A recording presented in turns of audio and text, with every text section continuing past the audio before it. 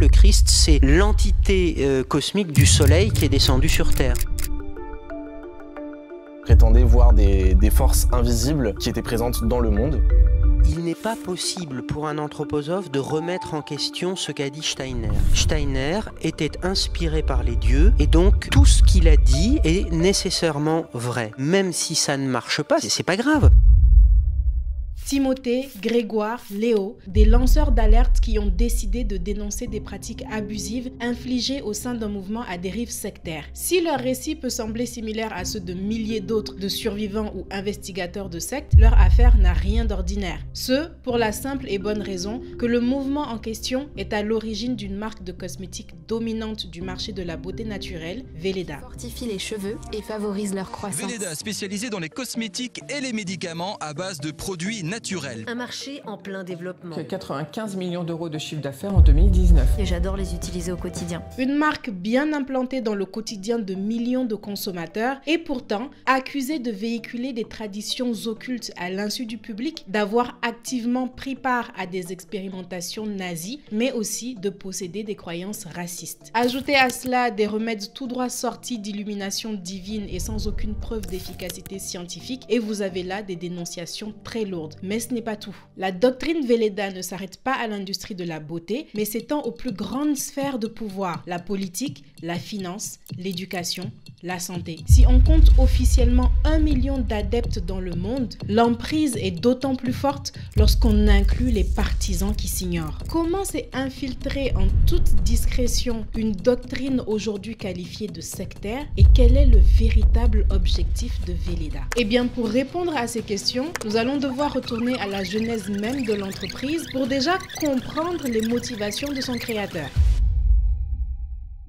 Tout commence par un homme, Rudolf Steiner. Rudolf naît en Croatie en 1861, dans une Europe qui a subi déjà tellement de merde que la population est complètement perdue et cherche désespérément une lueur d'espoir dans la spiritualité. Cela entraîne l'essor de toutes sortes de pratiques occultes qui vont caractériser la fin du 19e siècle comme l'âge d'or du spiritisme en Occident. Et c'est très important de garder ce contexte en tête pour pouvoir vivre pleinement l'expérience de la vidéo. Rudolf est un garçon surdoué, très timide, qui tombe éperdument amoureux de la philosophie dès le collège. Il poursuit ses études supérieures en sciences et c'est là qu'il va faire en 1880 la connaissance de Félix Kogutsky, un cueilleur d'herbes médicinales qui l'initie aux sciences occultes. Mais ce n'est que des années plus tard, début 1900, que Rudolf va vraiment amener ses croyances spirituelles à un autre niveau, puisque c'est à ce moment qu'il va intégrer la société théosophique. Alors, la société théosophique, c'est un mouvement spirituel fondé par Elena Blavatsky, qui est une écrivaine et occultiste, et qui a pour croyance fondamentale que toutes les religions et philosophies du monde ne possèdent qu'une partie d'une vérité universelle. La société théosophique, dont le projet était de récupérer un petit peu toutes les spiritualités orientales, pré-chrétiennes, etc. Et de former une espèce de religion mondiale. La théosophie repose sur deux principes. La réincarnation, l'âme renaîtrait dans des corps successifs en s'améliorant jusqu'à la perfection. La loi de karma, toute action bonne ou mauvaise entraînerait une réaction proportionnée dans cette vie ou dans une autre. Rudolf va rester dans ce mouvement pendant 10 ans et occupera même le poste de secrétaire général de la section allemande. Mais le problème, c'est que au fil des années, le mouvement s'éloigne un peu beaucoup de ses origines occidentales pures au goût de Rudolf. C'est vrai que le mouvement s'inspire de plus en plus de la franc-maçonnerie, du culte d'Isis, du bouddhisme, se lie même d'amitié avec des leaders hindous comme Gandhi. Donc c'est vrai que ça part dans tous les sens. Mais la goutte d'eau pour Rudolf, c'est quand le mouvement clame que Jésus-Christ n'est pas celui qui a été crucifié comme l'enseigne le christianisme. Le vrai Christ, selon cette nouvelle illumination théosophique, se réincarnerait depuis plus de 30 ans et d'ailleurs ils l'ont reconnu en un adolescent fils d'un haut dignitaire indien de l'époque. C'est à partir de ce moment-là que Rudolf leur dit: les gars, ça devient trop folklorique pour moi. Ça fait des années que je tolère vos trucs de fou mais là c'est plus possible, ciao. C'est comme ça qu'il va quitter la société théosophique et aller créer son propre mouvement selon ses propres croyances en 1912 et il va l'appeler la société anthroposophique. Les lois fondamentales de ce monde spirituel occulte sont le karma, la réincarnation est la corrélation entre le macrocosme et le microcosme. L'homme, c'est le monde à petite échelle, et le monde, c'est l'homme à grande échelle. Moi non plus, j'ai pas compris et ça fait 5 semaines que je bosse sur cette vidéo. En gros, Rudolf se calque beaucoup sur les principes de la théosophie, à quelques détails près que pour lui, le Christ ne se réincarnerait pas, mais serait une entité cosmique autrefois liée au soleil. Pour une certaine raison, cette définition lui semble moins hérétique. S'il y a un principe de l'anthroposophie que je voudrais que vous reteniez par contre, car ça va revenir dans la vidéo, c'est que Rudolf considère l'être humain comme un ensemble d'éléments indissociables. Le corps physique est indissociable de l'âme, indissociable de la conscience. Gardez ça en tête. Pour transmettre ses connaissances, Rudolf donne de multiples conférences au cours desquelles il est sollicité pour résoudre des problématiques diverses et ça va beaucoup l'aider à concrétiser le plan d'expansion qu'il avait pour la société anthroposophique. Il s'est dit il faut créer un grand mouvement, un mouvement qui soit capable de donner naissance à une civilisation. Et pour ça, il faut montrer que la doctrine de départ, elle est fondée et elle est prouvée en quelque sorte par les applications pratiques. Des sollicitations faites à Rudolf et aussi de ses croyances vont naître beaucoup d'applications qu'on connaît aujourd'hui dans principalement 3 domaines. L'agriculture. Des agriculteurs viennent se plaindre à Rudolf que leurs terres se détériorent, que la fécondité de leurs troupeaux baisse et que la qualité des aliments n'est plus la même. Rudolf va donc donner des cours sur une agriculture qui cherche à saisir la nature profonde des terres et des animaux pour travailler dans le respect de ces derniers. C'est comme ça que va naître en 1924 la biodynamie qui plus tard va donner naissance à l'agriculture biologique telle qu'on la connaît aujourd'hui avec des cultures plus respectueuses des sols. Et la biodynamie elle-même est toujours très en vogue chez les vignerons, notamment en France. L'éducation. Selon les multiples principes de Rudolf, l'homme avait autrefois la capacité de percevoir le monde invisible spirituel. Malheureusement, cette aptitude s'est réduite du fait de notre attachement aux choses matérielles, mais on peut la retrouver. Ses adeptes le sollicitent donc pour créer une école qui va enseigner comment retrouver ses aptitudes psychiques. C'est là qu'à partir de 1919, il va fonder des écoles qui vont essentiellement accueillir des enfants sous le nom de Libre École Waldorf. Enfin, la médecine. Et quand on y pense, c'est logique. Vous vous souvenez le principe que je voulais que vous reteniez? Si selon Rudolf, le corps physique est indissociable de l'âme, indissociable de la conscience, c'est que les mots du corps sont indissociables des mots des autres parties. Donc, pour parler de guérison véritable, il ne faut pas seulement considérer la composante physique, mais aussi considérer la composante mentale et spirituelle. Biologie veut dire langage de la vie, biologos.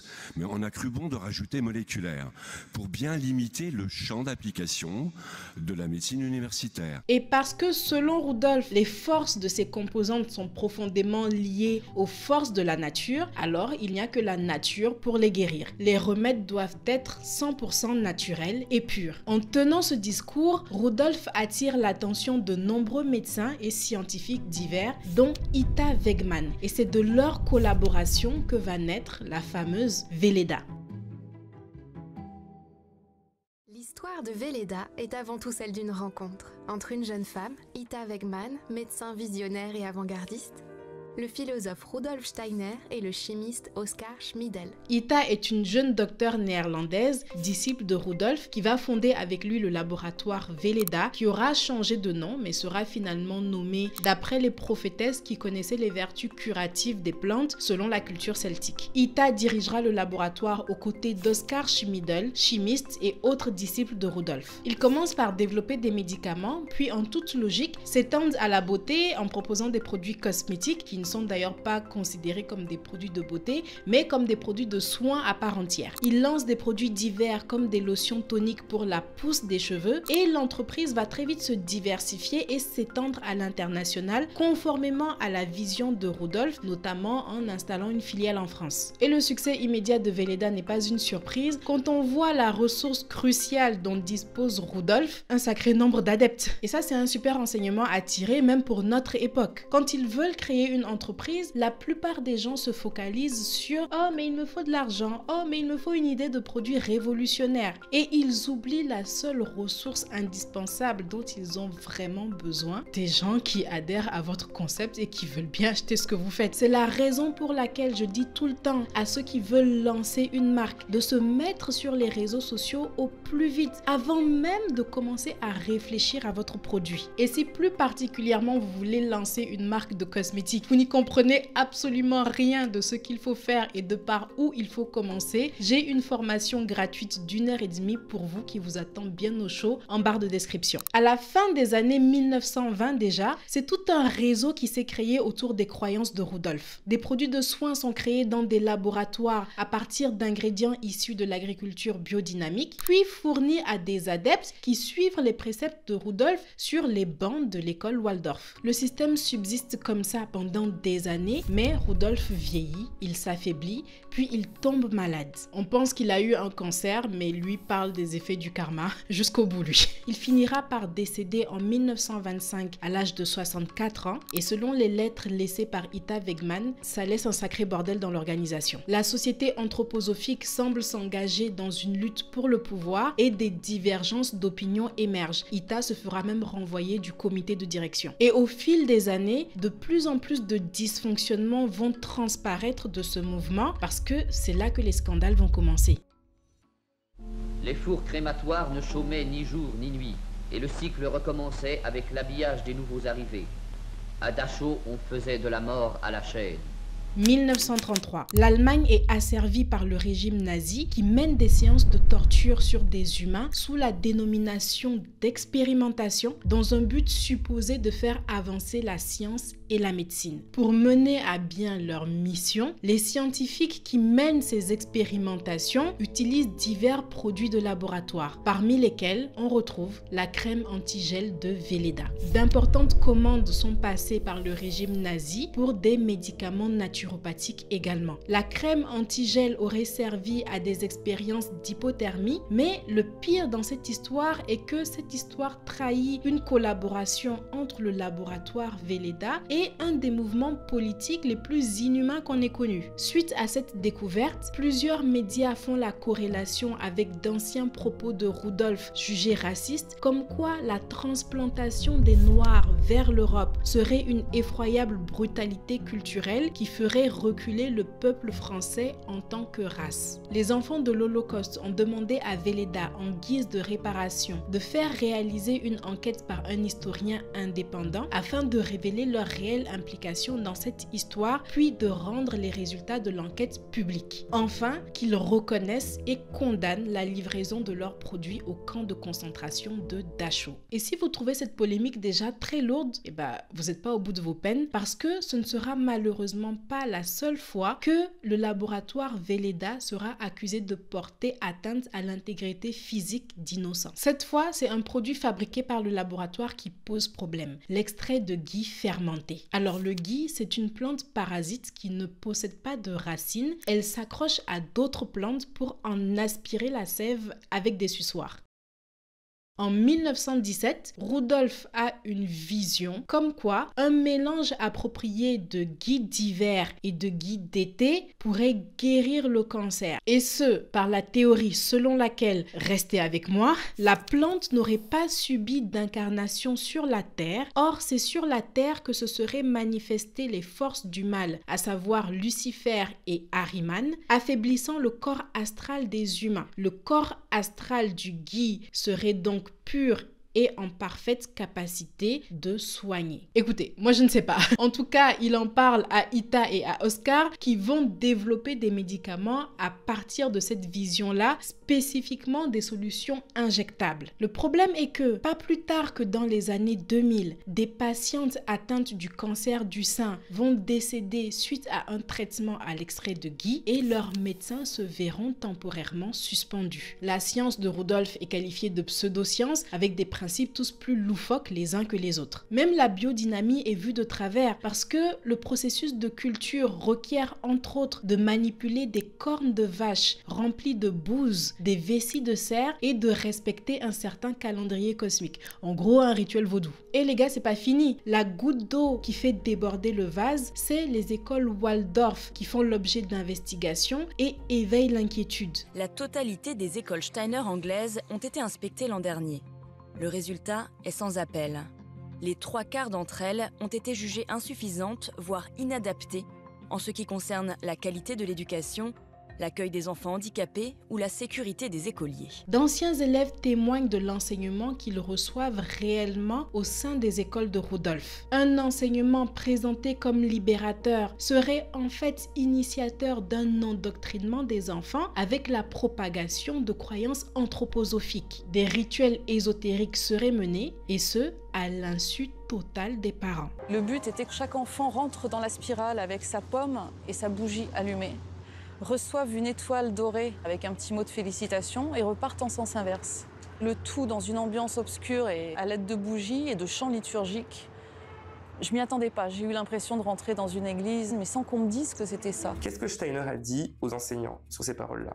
Il leur a dit surtout, dites que c'est bien des paroles et pas des prières. Et c'est très important, parce que si vous dites prière, on va comprendre anthroposophie. Si vous dites paroles, on peut estimer qu'on est dans le cadre d'une instruction dans une école hors contrat. Ne parlons même pas des violences banalisées que relatent ces anciens élèves. S'il y a des polémiques dans absolument toutes les branches qu'est l'anthroposophie, c'est que ce sont les fondements à la racine même qui posent problème. Les révélations de tous les côtés poussent à se poser des questions sur le mouvement dans sa globalité. La mission interministérielle de vigilance et de lutte contre les dérives sectaires informe en 2021 avoir reçu 31 interpellations au sujet de l'anthroposophie. Et ce qui est fou, c'est que c'est presque autant que la scientologie qui en a 33, alors que c'est un mouvement beaucoup plus connu. Enfin, le rapport parlementaire de 1999, Les sectes et l'argent, qualifie l'anthroposophie de mouvement sectaire important. Ce sont toutes ces polémiques qui vont résulter en 2022 en un appel au boycott des marques Velleda et du docteur Oshka qui s'inspire des travaux de Rudolf. Car les gens ne veulent plus être des acteurs inconscients de la croissance de ce mouvement dont l'influence s'étend de manière effrayante. Ayant passé du temps sur les bancs de l'école Steiner, on retrouve Jennifer Aniston, Sandra Bullock, Big Sean et d'autres grands noms. C'est vrai que les écoles Steiner sont vues comme des méthodes d'enseignement alternatifs, un peu comme les écoles Montessori qui, elles, ont été créées par une théosophe. C'est le genre d'enseignement qui attire les personnes aisées ou tout parent désireux d'offrir une nouvelle méthode d'apprentissage à son enfant. On compte aussi des banques anthroposophes. Triodos, la nef dont les fondateurs auraient été bien inspirés par les réflexions de Rudolf. Dans la sphère politique française, c'est Françoise Nyssen qui a été dans la sauce du fait de sa proximité présumée avec le mouvement. Une ministre de la Culture qui est plus ou moins liée au secte. Cette situation soulève plusieurs questions. D'abord, comment cette organisation est devenue aussi grosse sans que personne ne s'en rende compte? Ensuite, comment se fait-il qu'on voit encore les produits Velleda comme ça en libre circulation si ça pose autant de problèmes? Et d'ailleurs, les produits, le laboratoire Velleda, posent-ils réellement problème? Bon, c'est à partir de ce moment-là de la vidéo que je vais faire appel à votre esprit critique. C'est important parce qu'on est à un tournant et les mots sont importants. Et je dis pas ça parce que je suis éditeur, je pense que tout le monde est d'accord.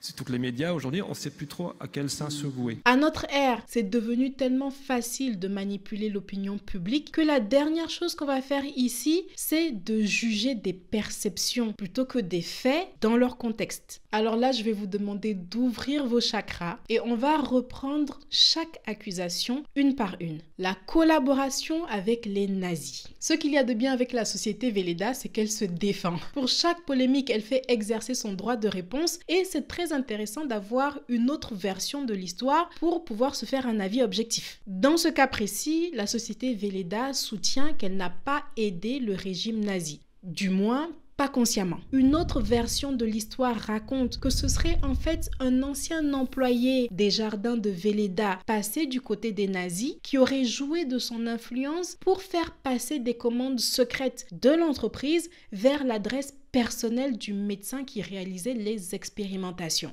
Donc aucun moyen pour la société elle-même de savoir à quelle fin exactement ces produits étaient utilisés. La société soutient qu'elle n'a découvert le poteau rose qu'à la fin des années 90, a rédigé ses excuses et a effectivement ouvert ses archives à un historien qui en a conclu que oui, Velleda ignorait tout de ses expérimentations. Rudolf Steiner était-il raciste? C'était ma conclusion en lisant l'extrait de ses propos qui est relayé dans la plupart des médias et que je vous ai rapporté dans la partie précédente. Mais ensuite, j'ai retrouvé l'intégralité de ce qui a été dit. Je vous le mets à l'écran. Lisez-le plusieurs fois et faites-vous votre propre avis. Les écoles Waldorf. Là encore, les écoles soutiennent qu'elles n'enseignent pas des croyances anthroposophiques, qu'il n'y a aucun mysticisme. Mais les gars, quand vous dansez en rond comme ça, avouez que c'est un peu étrange. De toute façon, du moment que des élèves témoignent de violences banalisées, pour moi, il n'y a plus rien à défendre, j'ai quitté le chat. Mais c'est vrai que malheureusement, je pourrais également dire ça d'établissements scolaires classiques. Et il est quand même important de préciser qu'il n'y a pas que des témoignages négatifs sur les écoles Waldorf, il y a également des retours très positifs d'anciens élèves. L'extrait de Guy, ça j'avoue, c'est le plus gros chantier de la vidéo. Déjà, je pense qu'il est important de préciser que lorsqu'on parle de mort survenue suite au traitement à l'extrait de Guy, l'article Science et Avenir duquel je tire ma source fait en fait référence à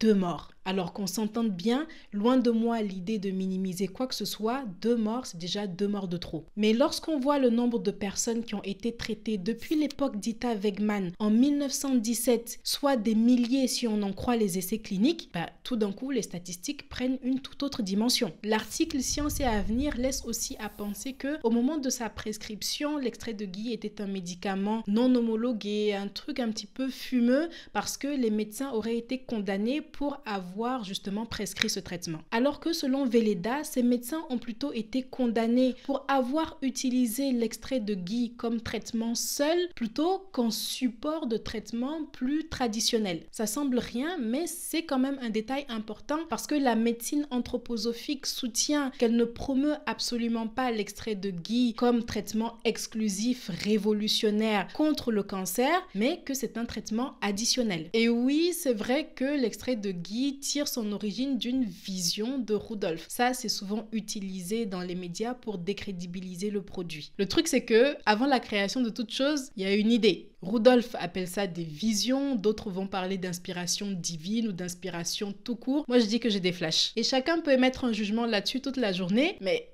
au bout du compte, Ita et Oscar, ils n'étaient pas là pour décorer. C'était bien des scientifiques qui étaient chargés des recherches. Plusieurs études scientifiques ont été menées et ont démontré l'innocuité de l'extrait de Guy et aussi son efficacité, notamment pour allonger la durée de vie des patients. Problème, en 2019, une revue spécialisée dans l'oncologie a analysé plus de 3000 références de ces études publiées et qui font l'apologie de l'extrait de Guy depuis 1997 et ils les ont démontés, c'est le terme. Ils ont notamment mis en évidence un conflit d'intérêts, ce qui baisse quand même considérablement la fiabilité de ces études. Donc à ce stade, c'est quasi impossible de distinguer le vrai du faux parce que personne n'est d'accord. Il faut quand même dire, et j'en suis témoin, j'ai mené de nombreuses études cliniques de médicaments en phase 2, en phase 3, et ces études sont parfois totalement corrompues et factices par ceux qui entendent commercialiser des molécules. Enfin, la grosse question, la société anthroposophique est-elle une secte? Les institutions anthroposophiques ont contesté leur classification de mouvements sectaires importants et ont même porté plainte pour diffamation. Plainte qui n'a pas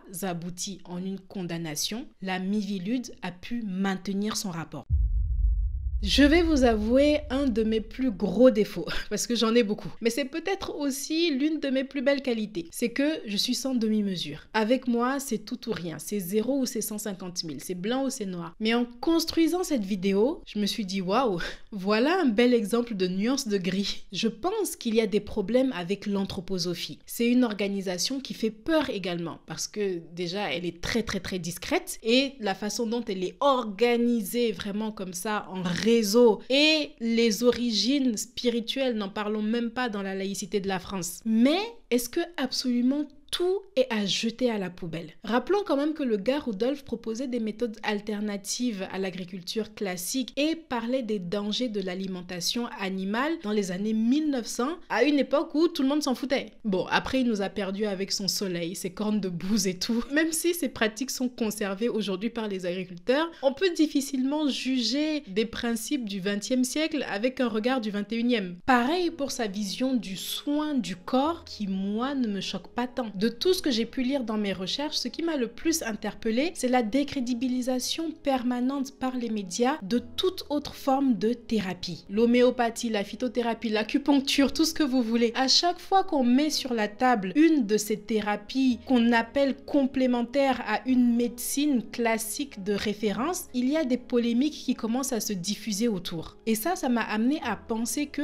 dans ce débat du pour ou contre l'anthroposophie, où plein d'éléments à charge d'époques différentes sont stackés dans un seul article pour biaiser notre perception peut-être, est-ce qu'on ne manquerait pas un pilier de la discussion? C'est la diabolisation des thérapies nouvelles dans notre société moderne. Le malade est son propre médecin. Vous vous soignez par vous-même lorsque vous faites attention et lorsque vous avez une certaine compassion pour vous-même. C'est pour ça que c'est important que la notion d'aspect spirituel des thérapies complémentaires. On ne rentre pas dans de la magie, là. Là, on est en train d'opposer deux types de médecine. On essaie de les comprendre déjà. Voilà, on essaie de les comprendre. Il y a eu pourquoi cette médecine qu'on appelle complémentaire est-elle complémentaire? Est-ce que ce n'est pas l'autre, la médecine soi-disant traditionnelle, conventionnelle ou classique, qui est devenue la complémentaire? On sent là le parti pris. C'est une leçon pour la médecine actuelle et il est indispensable que nous en fassions ce soir et pour le reste du temps aussi un peu les apôtres de cette approche-là qui évitera les dérapages que l'on voit par ailleurs.